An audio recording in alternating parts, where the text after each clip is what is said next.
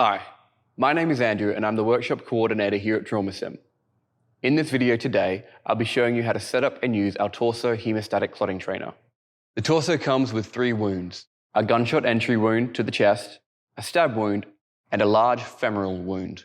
When you purchase the torso, it comes with the following: the torso itself, a 500ml bottle of stage blood, 3 50ml syringes, 3 1-meter lengths of 6mm PVC tubing, 3 6mm straight adapters attached to the torso, and a sheet of laminated instructions.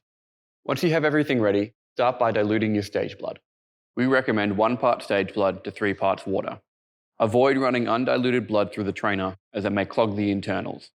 Once this is done, connect your 1-meter length of PVC tubing to the stab wound straight adapter.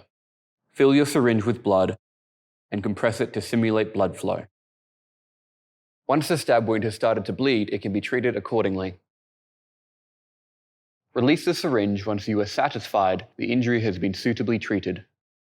Alternatively, you can train with the gunshot wound or practice packing with the femoral wound. To disconnect the tubing, press down on the red collar of the straight adapter and pull the tubing out.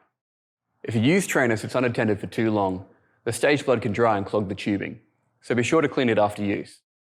Start by washing the trainer with warm, soapy water, then rinse out the syringes and use them to flush the tubing. The gunshot and stab can be flushed from the wound end. Finally, wipe the trainer down with a clean cloth and allow it to dry before packing away. If you'd like more information or to book an online demonstration, please visit our website.